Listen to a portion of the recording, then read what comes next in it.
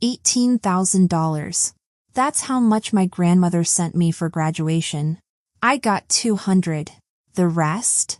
My family spent it on spa appointments, designer handbags, and jewelry while I worked double shifts at a fabric shop, trying to scrape together enough to start my fashion line. I didn't find out until my grandmother asked me about it at dinner, in front of everyone. And that question, that one simple question, ripped my entire family apart. But this story doesn't start with that dinner. It starts way before, with a pattern I'd been living my whole life without really seeing it. I learned early that some people in a family glow under every light, and some disappear even when they're standing in the same room. When I was 15, I spent 3 weeks sewing a dress for our school talent show. I bought fabric from the clearance bin at the craft store, stayed up past midnight trimming the hem until it fell just right. The night before the show, I carried it into the living room, holding it up like I'd created something worth seeing. My mother sat on the couch scrolling through her tablet. My father was buried in a newspaper. Ruby, my sister, was on the rug, showing off a new phone case that lit up when she tapped it. I held the dress up. Nobody looked. My mother finally glanced over. "That's cute," she said, and immediately turned back to watch whatever was lighting up Ruby's screen. The dress drooped a little in my hands. I told myself it didn't matter. But that pattern never changed. Every time I edged forward, something shiny in my sister's orbit pulled the room away from me. On my birthdays, I'd unwrap practical things, socks, a planner, a coat meant to last for years. Ruby would tear through boxes of earrings, handbags, perfumes. The kinds of things my parents said were fun for a girl her age. When I brought home good grades, the paper stayed on the fridge for a single night before being replaced by Ruby's Effort Award. When my father needed someone to stay home with a sick relative, it was always me. When Ruby wanted to skip a shift or drop a class, it was always excused. And then there was the money. My grandmother Vivian lived 3 hours away in St. Louis. She sent cards often, pale envelopes with her looping handwriting, always smelling faintly of lavender. I used to get excited when I saw them in the mailbox, thinking maybe she'd tucked in a few dollars or a note just for me. But my mother always opened them first. She'd stand at the kitchen sink, tear them neatly, slide the contents into her hand, and call it family support. A day later, Ruby had new boots or a pair of earrings. Whenever I asked if Grandma ever sent anything for me specifically, my father would tighten his jaw. "Don't question us, Sierra. We know what's best." Little by little, I learned to stop asking. I started putting everything I felt into the margins of my sketchbook, lines, silhouettes, outfits I imagined wearing in a life I didn't have yet. I'd sit on my bedroom floor with fabric scraps spread around me the same way other kids surrounded themselves with toys. The house outside my door buzzed with Ruby's wants, my parents' justifications, the usual choreography. Mine stayed quiet. Looking back, I don't think there was a single moment when I decided to become invisible. The house just trained me. Every small dismissal, every turned head, every envelope that never reached my hands, they folded me into the background until silence felt like the safest place to stand. Graduation came on a bright Saturday in May. The ceremony itself was fine. I walked across the stage, heard my name called, shook hands with the principal. My parents clapped from the bleachers. Ruby took a selfie. That night, they threw me a party. Not a big one, just some relatives, a cheesecake from the grocery store, a banner someone hung crooked across the living room wall. That's when my parents handed me the envelope. It was so thin I could see the crease under the lights. Someone clapped behind me. Someone else raised a phone. My parents smiled for the room as they slipped it into my hand. "Your grandma sent this for you," they said. I opened it. 2 bills. $100 each. I kept my face still, letting the noise blur around the edges. The cake, the lights, the people, it all felt staged. What none of them knew was that this envelope wasn't the real gift. The real one was coming. And it would ruin the night. The weeks after graduation felt strangely bright on the surface. My parents hosted small dinners, played cheerful music in the mornings, acted lighter than I'd seen them in years. But the brightness had edges. Sharp ones. My mother came home one afternoon wearing a necklace I'd never seen before, thin gold, catching the kitchen light. She touched it like it was nothing. "A little extra support from your grandma," she said, brushing past me to reach the spice cabinet. The same phrase appeared 2 days later when she wore emerald earrings that matched nothing she owned. My father picked up the pattern too. He started mentioning a spa downtown, talking about weekly appointments like they were prescriptions. "It helps me unwind," he'd say, dropping his keys on the table, the gleam of a new watch sliding into view. None of it fit our life. None of it fit the tight budget speeches I'd grown up hearing. Ruby, of course, leaned into the glow. She walked into the kitchen one evening with a designer handbag hooked over her wrist, the logo catching the overhead light. "Isn't it gorgeous?" she said, flipping her hair before pulling out a smartphone so new it still had the protective film on. I asked her how she could afford it. She laughed softly. "Mind your own business, Sierra." I tried to. I really did. But it got harder when the house itself started slipping. A box from a delivery company sat half open in the hallway. Another piece of jewelry for my mother. The receipt lay next to it, the total circled in pen. Later that night, walking past my parents' bedroom, I heard my mother's voice through the cracked door. She was on the phone, laughing. "The bonus from your mother, it's more than enough," she said, her voice careless. I stopped in the hallway, one foot in the sliver of light, the other in the dark. I didn't push the door. I didn't ask what she meant. I just stood there, absorbing the pieces, forcing them into a shape I wasn't ready to name. The next morning, my mother complained about bills while fastening her new bracelet. "We're all making sacrifices," she said, looking directly at me. I stirred my coffee. The spoon slowed, stopped, then moved again. I didn't say a word. I just smiled. The morning after that comment, I walked to work earlier than usual. At the fabric shop, I unlocked the door, stepped into the familiar scent of dye and cotton, and told myself to focus on bolts of fabric, not the numbers circling my head. But every time I cut a length of muslin or refold a stack of patterns, flashes of new jewelry, handbags, and spa memberships slipped in like unwanted threads. Something was off. Something was wrong. And pretending not to see it felt suddenly impossible. Grace noticed before I said anything. During our usual coffee break, she slid into the seat across from me at the cafe, her hair pulled into a loose bun, name tag still clipped crooked to her shirt from her bookstore shift. "You look like you haven't slept," she said. I shrugged, tracing the rim of my cup. "The house feels different." "Different how?" I hesitated. "They're buying things that don't make sense. Spa appointments, jewelry, bags, phones.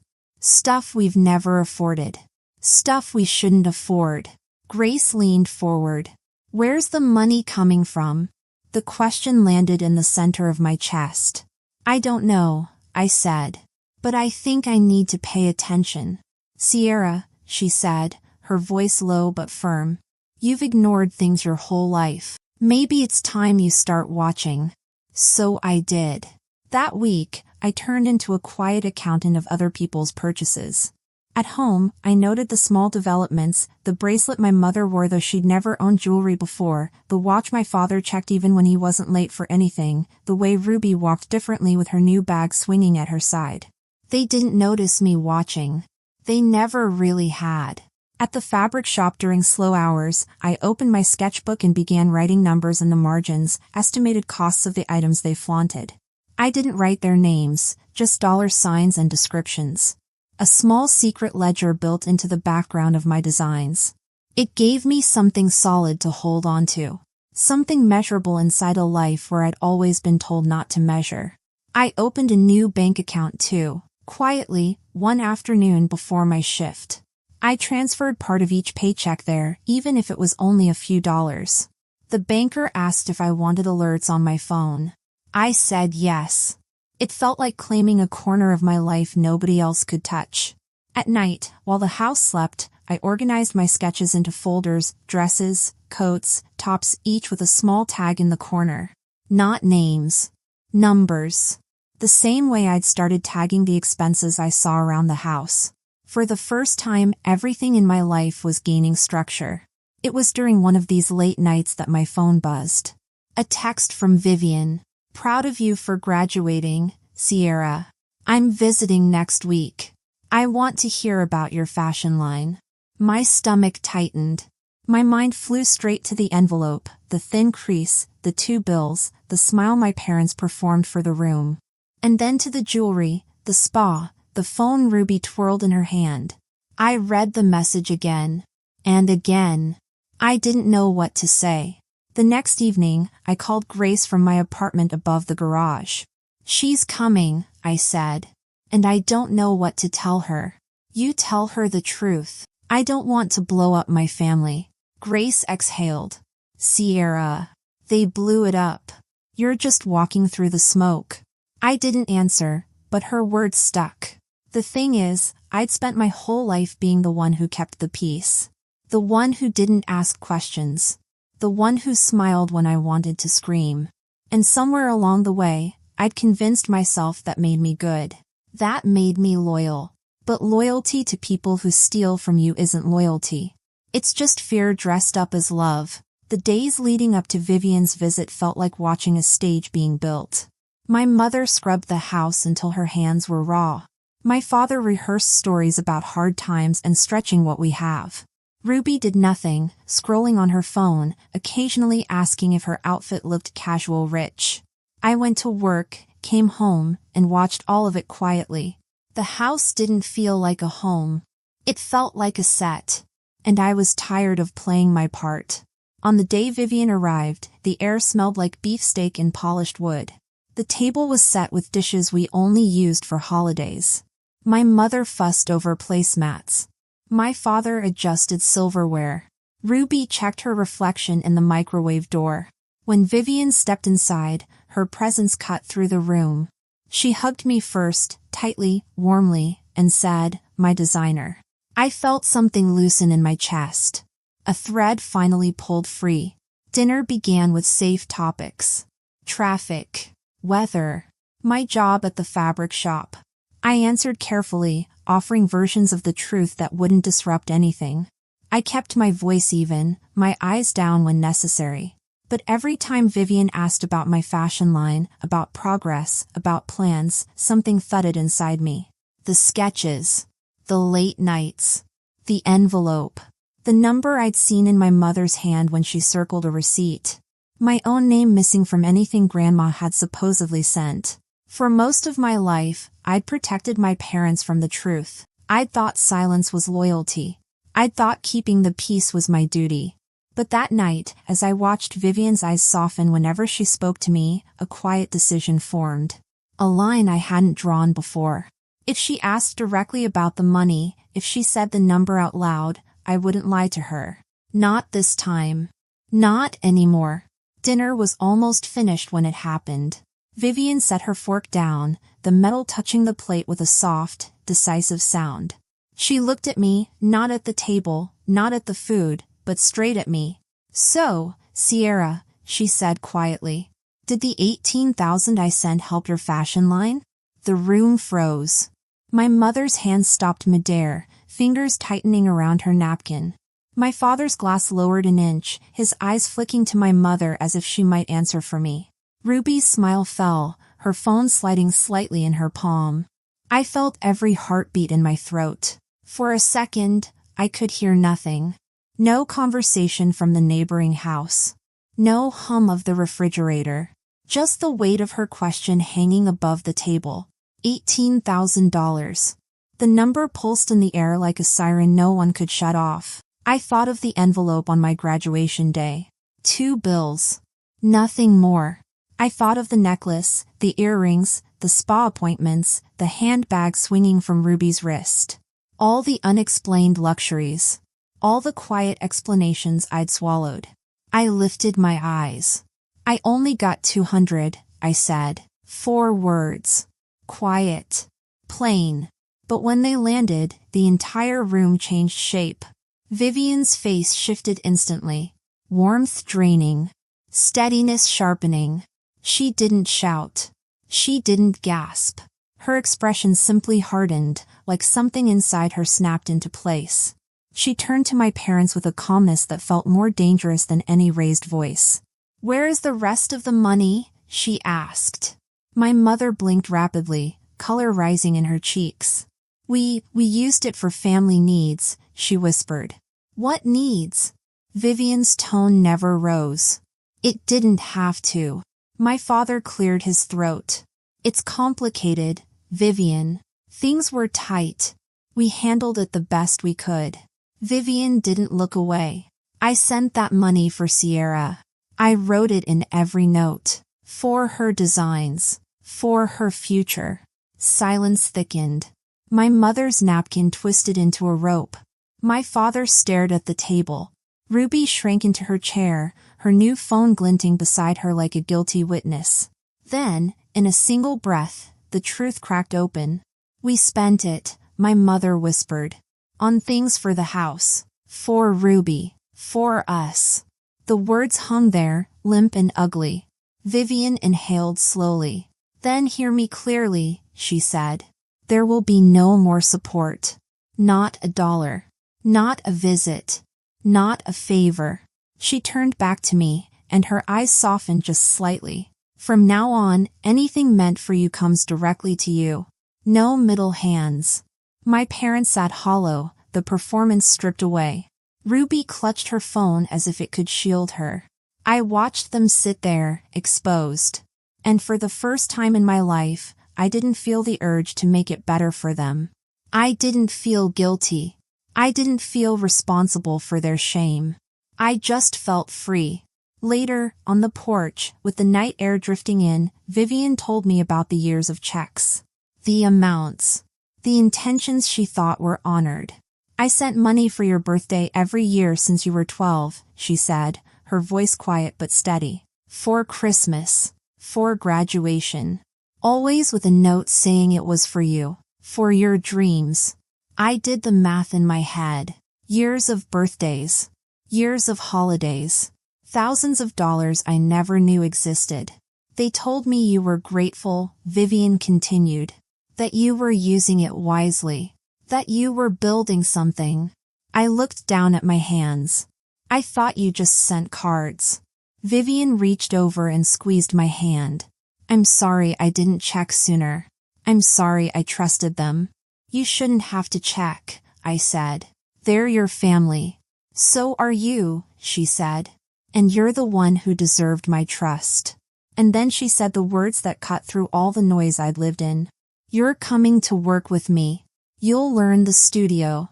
And my apartment in Springfield, it's yours now." I didn't speak at first. The porch light flickered.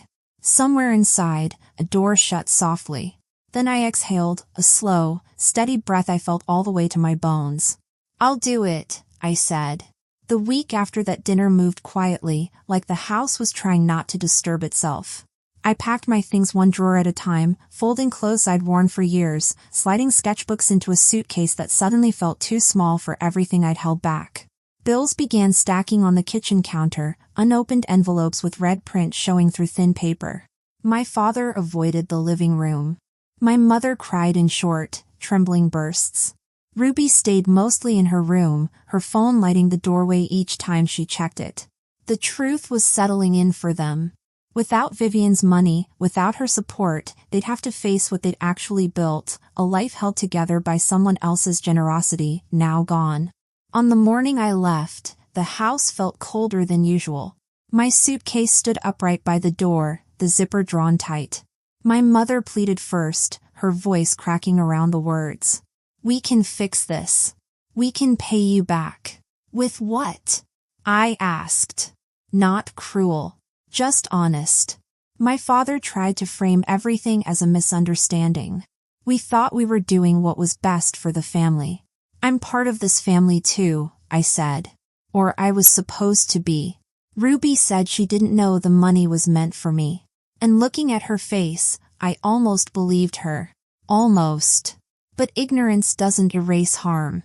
And she'd never once questioned why she had so much while I had so little. Maybe that was true. Maybe it wasn't. Either way, it no longer mattered. I didn't raise my voice. I didn't explain myself. I just said, "You took what was meant for my future and spent it on yourselves." I can't trust you anymore. Then I opened the door and stepped out, the sound of it closing behind me softer than I expected. The apartment Vivian gave me was small but bright. Morning light spilled across the floor, warming the blank walls, making the empty space feel like possibility instead of lack. I made coffee, sat at a small table by the window, and opened a fresh sketchbook. For the first time, the page didn't feel like escape. It felt like direction. At the studio in St. Louis, fabric hissed under steam, scissors clicked, machines hummed. I blended into the rhythm easily, as if the noise knew me. Vivian taught me everything. How to run the business side. How to talk to clients. How to price my work without apologizing for its value. You've been undervaluing yourself your whole life, she told me one afternoon while we pinned a pattern. That stops now. And somewhere inside that quiet shift, I realized I finally belonged to myself. In the weeks that followed, I learned that silence can remake a life. Not the kind I grew up with, the kind that swallowed me whole, but the kind that opens a door and leaves it wide for light to enter. Each morning in that small apartment, the sun hit the same spot on the table where I kept my newest sketches. And for the first time, I didn't feel the need to hide anything. I started posting my designs online. Started taking commissions. Started building something real with my own name attached. People noticed. Not because I was loud or flashy, but because the work was good. Because it came from somewhere honest. Boundaries aren't walls. They're the place you stand when you finally decide what your life is worth. My family? They call sometimes. I don't always answer. When I do, the conversations are short, polite, surface level. My mother once asked if I'd forgiven them. I told her forgiveness wasn't the same as trust, and I wasn't ready to give either. They lost the right to the deeper parts of me when they chose to steal my future. But I don't carry bitterness. I carry lessons. And I carry the knowledge that sometimes, the people who should protect your dreams are the ones who'll trade them for something shinier. Vivian passed away last year. She left me the studio, the apartment, and a letter that said, "You were always the one who deserved to shine." I framed that letter.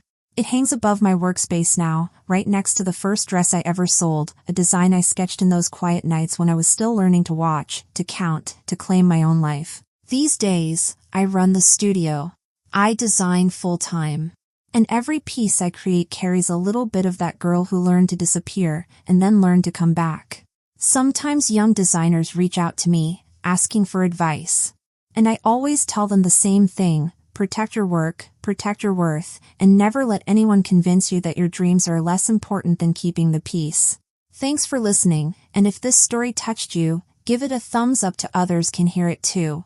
Comment below to share your thoughts, and don't forget to subscribe for more stories about finding your voice when the world wants you silent. Remember, your future belongs in your own hands. Never let anyone convince you otherwise.